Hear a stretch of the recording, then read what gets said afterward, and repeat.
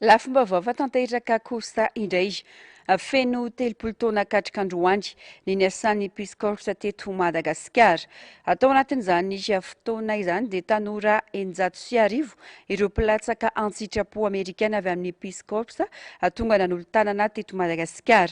Miara-miasa amin'ny Malagasy eny amin'ny fotony amin'ny sehatr'asa isan-karazany Peace Corps mafeny teny Malagasy ihany koa.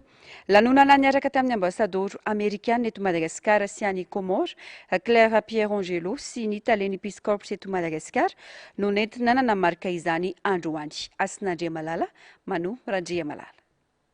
Miasa mivantana amin'ny fiarahamonina ny tatsa ny rem-pianakaviana sy ny ankizy ary ny rafitra ara-pahasalamana ireo mpilatsaka an-tsitrapo avy amin'ny Peace Corps. Izany no amantarany ny filana sy ny fanirian'ny olona izay iarahan'ny miaina sy iarahan'ny monina raha ny fanazavana.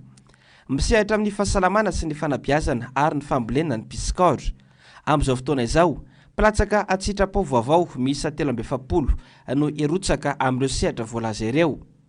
Miara-miasa akaiky amin'ny fiarahamonina izy ireo mamaly ireo filana eo an-toerana no sady mamatotra rom-pihavanana matanjaka ary mampiroborobo ny fifanankalozam-pahalalana mba hisy ny fiantraikany maharitra amin'ny asa tanterahiny.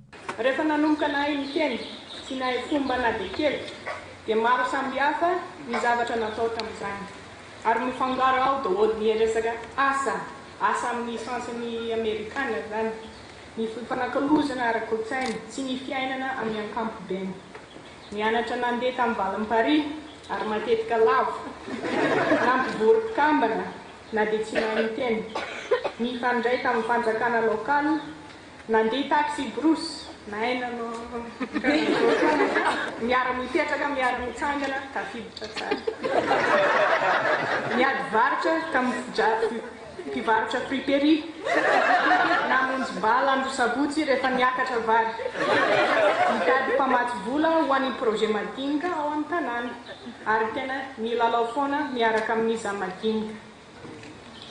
Miara-miasa tamin'ny association mitsinjo ao Andasibe fikambanana izay miaro sy mitantsana ny Malagasy amin'ny faritra Andasibe ao.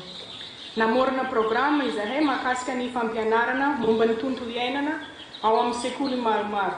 Misy ihany koa ny fampianarana fambolena ara-teknika izay mampitombo vokatra.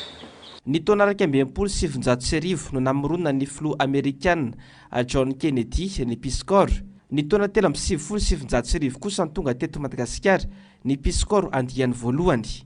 Sapandrara tsy miankina eo anivon'ny gouvernemanta Amerikana natokana ampiroboroboana ny fandriampahalemana sy ny firalahiana maneran-tany amin'ny alalan'ny tanjona telo dia ny fanohanana firenena mpiara-miasa amin'ny fanampiana azy ireo anana lehilahy sy vehivavy tsara ofana, ny fanatsarana ny fahafantarana ny Amerikana eo amin'ny sehatra iraisam-pirenena ary fantarana ny fahafantarany Amerikana ireo kolotsaina hafa ny Peace Corps.